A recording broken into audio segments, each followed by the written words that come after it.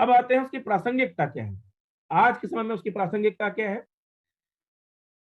आप लोग जानते हैं, चाहे वैदिक काल हो, चाहे आधुनिक काल हो, चाहे भविष्य काल होगा, भारत सदैव एक कृषि प्रधान देश रहा है। क्योंकि भारत की भूमि ऐसी है, यहाँ पर नदियां भी हैं, यहाँ पर उपजाऊ भूमि भी है, यहाँ रेगिस्तान भी है, यहाँ पठार भी है, यहाँ पहाड़ भी है। मतलब कोई भी ऐसा तत्व जो है नहीं है। यहाँ पर ग्लेशियर भी हैं। मतलब दुनिया में पाए जाने वाले जो सभी तत्व हैं, भौगोलिक तत्व जो हैं, वो इस भारत के अंतर्गत समाहित है।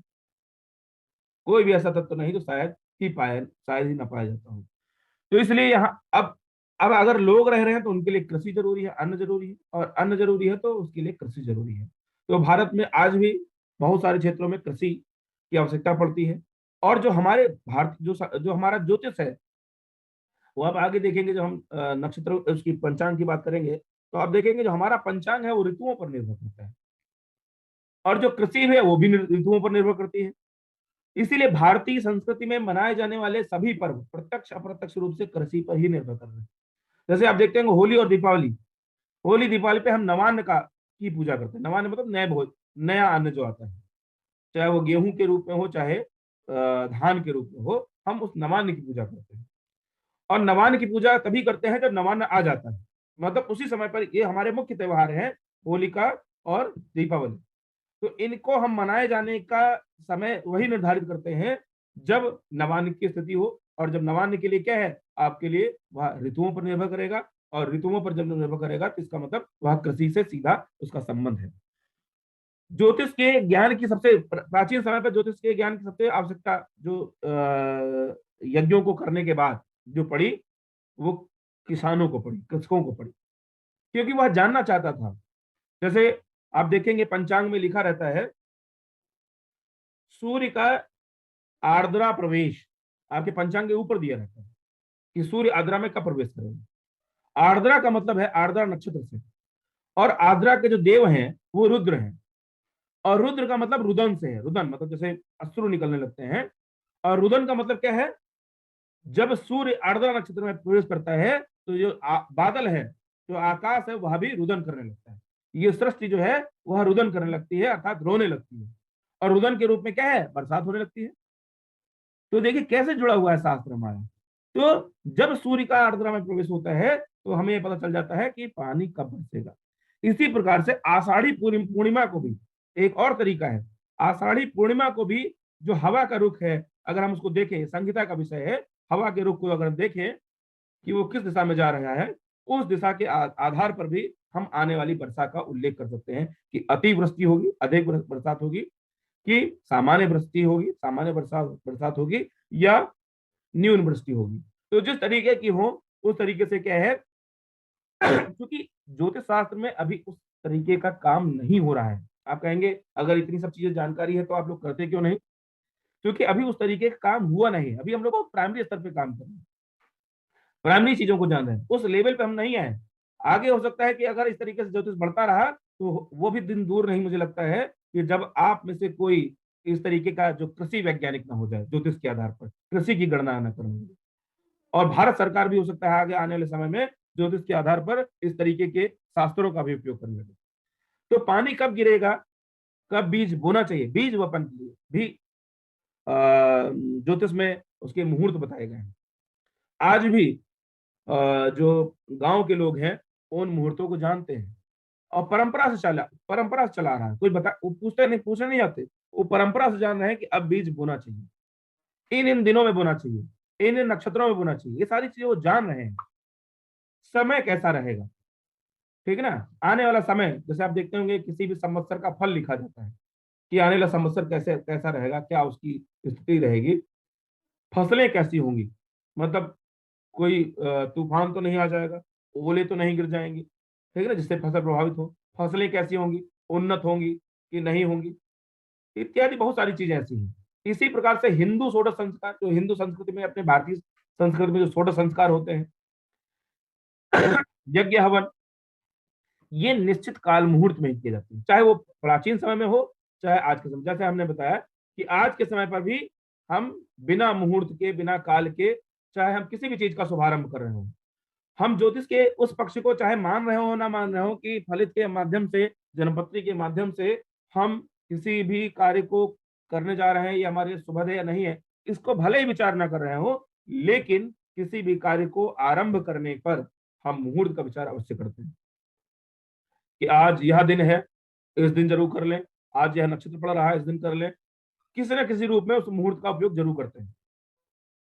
श्रुति कहती है इसके प्रासंगिक होने के संदर्भ में, ते असुरः अयज्ञः अदक्षिणः अनक्षत्रः यत किंच यच्च किंच कुर्वतः ताम कृत्यावमेव अकुर्वतः। कह रहे यज्ञ जो है, जो करणी है, किस पे? काल के अधीन है। करणी मतलब काल के अधीन है। और क्या है? कृत्यावमेव अकुर्वतः, मतलब इन कार्यों को अगर क्या किया जाए, काल के अधीन न किया जाए, काल के अनुसार न किया जाए, निश्चित मुहूर्त पर न किया जाए, तो क्या हो जाएंगे? ते असुरा, असुरा, सुर जो है देवताओं को कहते हैं। तो आ मतलब जो देवताओं से रहित हो जाए, मतलब वो देवताओं से रहित हो जाएंगे। अयज्ञा, ठीक है ना, मतलब उनकी जो जो इच्छा है, जो उनका विशिष्ट कार्य है, वह सिद्ध नहीं होगा।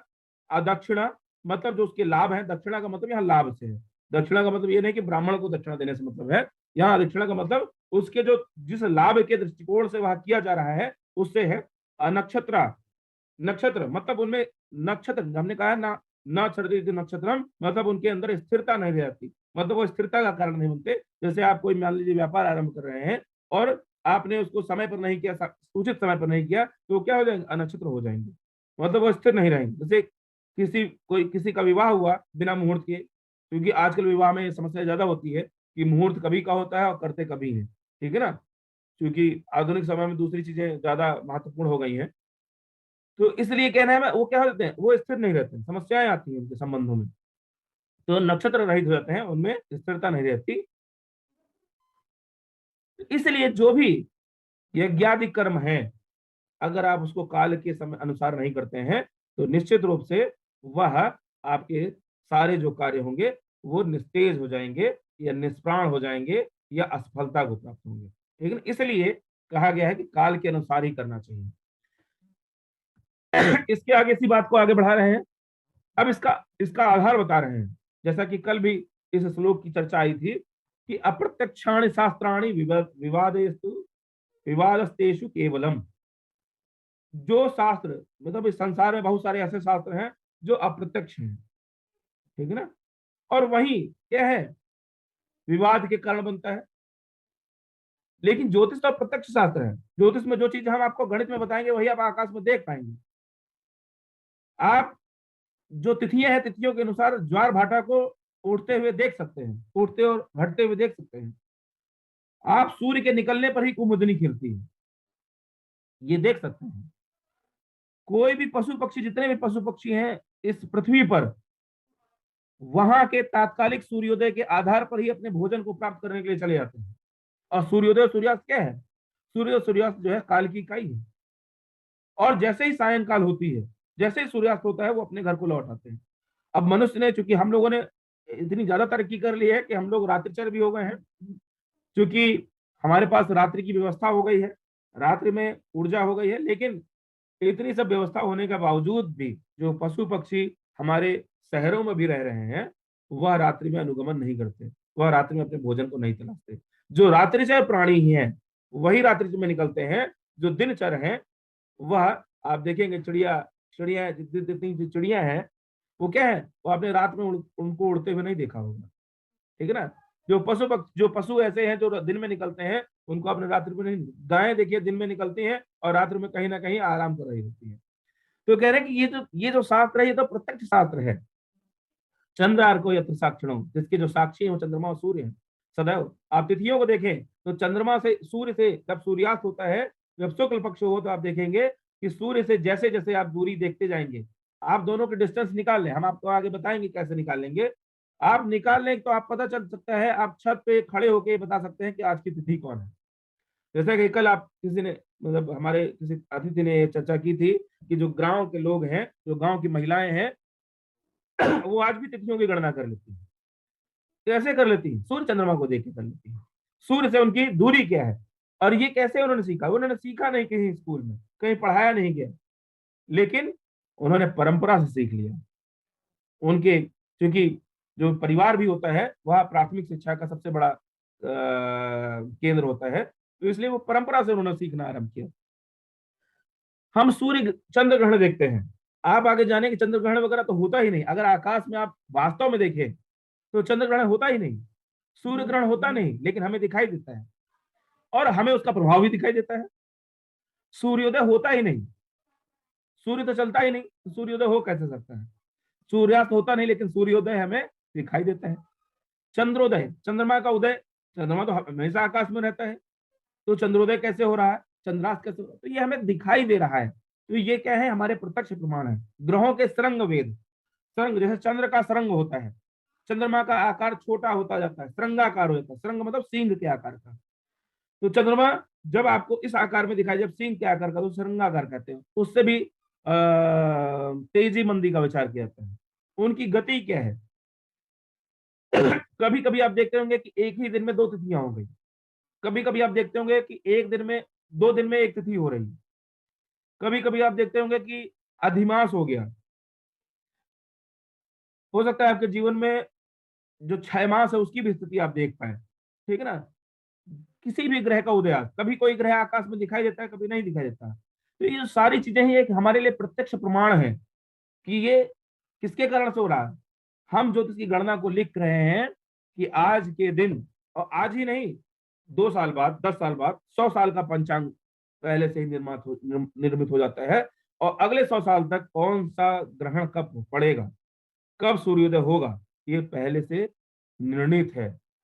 ग्रहों की, हमारे आचार्यों ने ग्रहों को वेद करके, बहुत सारी चीजों का ज्ञान करके उनका निर्णय किया है, उनकी गणना की, ठीक है ना? तो इसलिए सब चीजें पहले से उन्होंने गणना करके उसको लिख दिया है, और उसी आधार पर जब आप गणना करते हैं तो आप आकाश में उसका दर्शन भी कर पाते हैं, उनको देख पाते हैं। इसके आगे इसकी प्रासंगिकता को प्रमाणित करते हुए एक और श्लोक कहा गया है कि ज्योतिष चक्रे तु लोकस्य सर्वस्य उक्तम शुभाशुभम ज्योतिर्ज्ञानम तुयो वेदम सा याति परमाम गतिम। कह रहे ज्योतिष चक्र, जो ज्योतिष चक्र है, जिसको आप भचक्र कहते हैं, राशि चक्र कहते हैं, नक्षत्र चक्र कहते हैं, उसके आधार पर, ठीक है ना, ये ज्योतिष के चक्र में जितने भी ये आयाम है, काल के जितने भी अवयव हैं, समय के जितने भी यूनिट हैं, इकाइयां हैं, वो क्या है? यह इस संसार के लिए क्या है? सर्वस्व उत्तम शुभाशुभम, शुभ और अशुभ की के निर्णय को बताते हैं।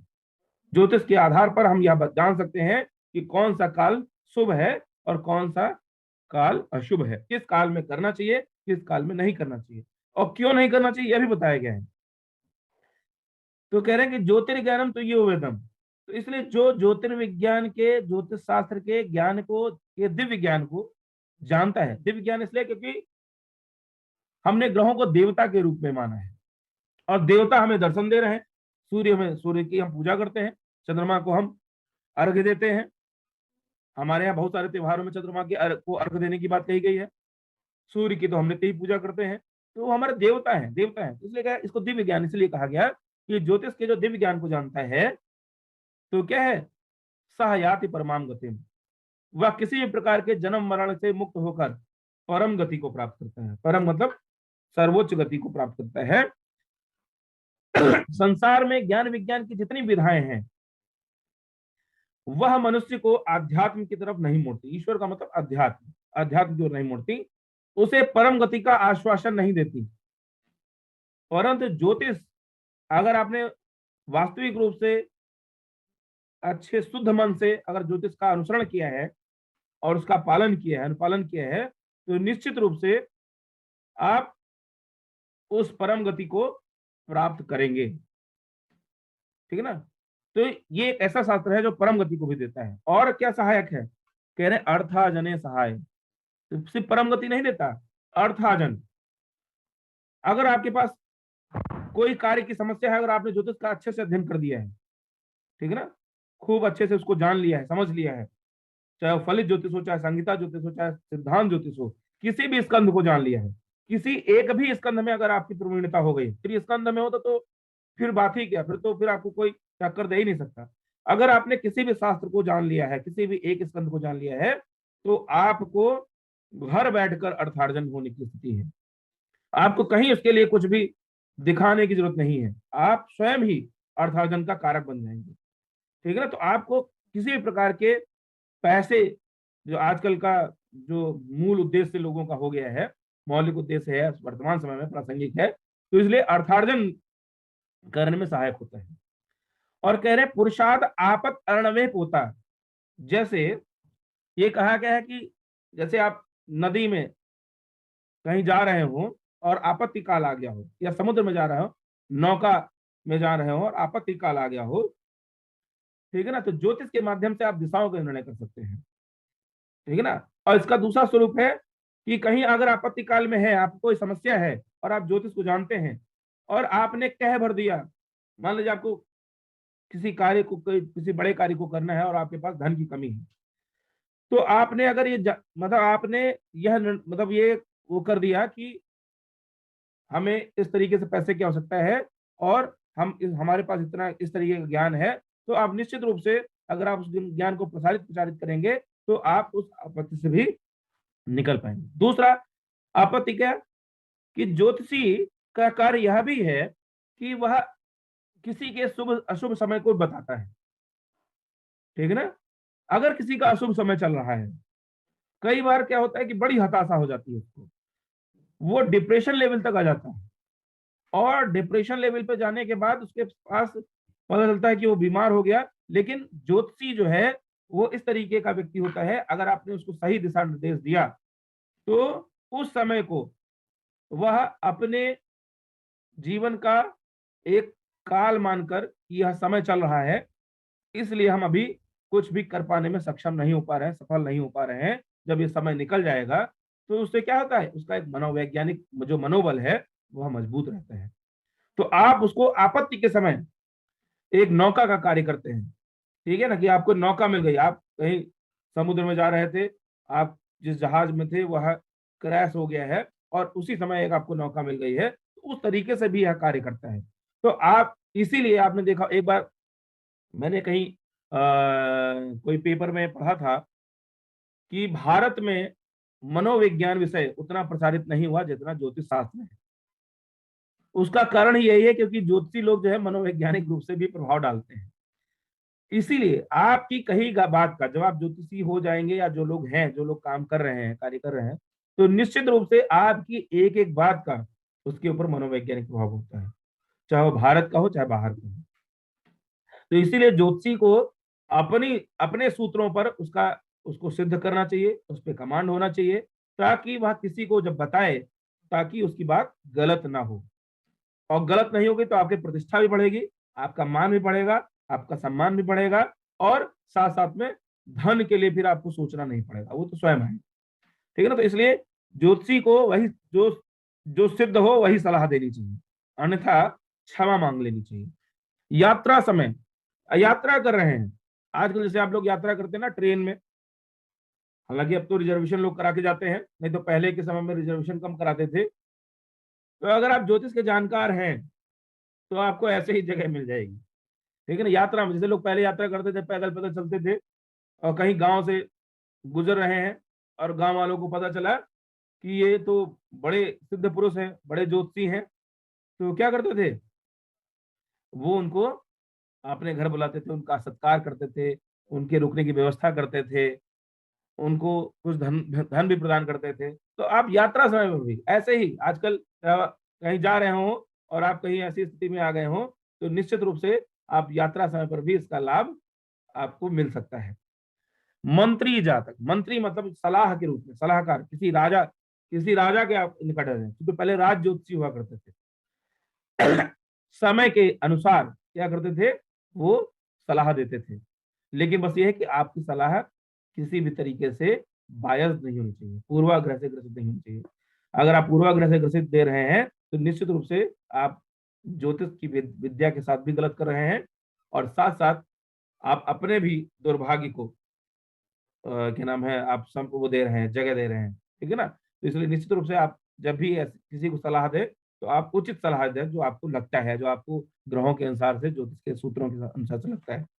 तो जो क्या मंत्री, मंत्री मतलब एक सलाहकार के रूप में इसका मतलब आप उल्लेख कर सकते हैं, सलाहकार के रूप में भी आप कार्य कर सकते हैं। जातकम अपहाय, और किस तरीके से दे सकते हैं, किसी एक मित्र की तरह, ठीक है ना, किसी एक मित्र की तरह, न अस्त अपराह, ठीक है ना। इस तरीके से ये अगर आप ज्योतिष विद्या को जान ले रहे हैं तो आपकी समाज में आपके निकट बहुत सारे लोग स्वयं हो जाएंगे। ये एक ऐसी विद्या है, जैसे मेडिकल का क्षेत्र, जो डॉक्टर है, मेडिकल का क्षेत्र है, जो वकालत कर रहे हैं, जो ज्योतिष के क्षेत्र में जो लोग इस तरीके का कार्य करते हैं, जो सलाह का कार्य है, जो अपने विश्लेषण के द्वारा सलाह करते हैं, चाहे वो तर्कों के आधार पर हो, चाहे साक्ष्यों के आधार पर हो, चाहे हमारे रोगों के आधार पर, सिम्टम के आधार पर हो, और चाहे ग्रहों के आधार पर हो। तो यदि वह अपनी उम्र तक, जितनी भी उम्र होगी उनकी, ठीक है ना, अपने उम्र के अंतिम क्षणों तक भी सम्मान को प्राप्त करते रहेंगे। बाकी किसी व्यवसाय में ऐसा नहीं होता। इसके अतिरिक्त सबकी रिटायरमेंट की एज है, और उसके बाद जब आप पद से अधीन हो जाते हैं, पद से आप च्युत हो जाते हैं, तो आप क्या है, आपको कोई भी पूछने वाला नहीं मिलता। लेकिन यदि आप में ज्योतिष का ज्ञान है, या आपको मेडिकल का ज्ञान है, या आपको किसी भी शास्त्र का, इस तरीके के शास्त्र का ज्ञान है, जैसे वकालत का ज्ञान है, तो आपको कभी भी लोग आपसे दूर नहीं होंगे, आपके निकट ही चारों तरफ रहेंगे। तो एक एक तरीके से बहुत सारा जनसंपर्क, मतलब लोगों के बीच में, जैसा कि इसमें यहाँ उत्तर प्रदेश में इलेक्शन का समय है, तो यहाँ पर लोग जनसंपर्क कर रहे हैं, तो आपको जनसंपर्क की आवश्यकता नहीं पड़ती, आप स्वयं ही लोगों के बीच में प्रतिष्ठित हो जाते हैं। तो ये प्रासंगिकता है आज के समय में।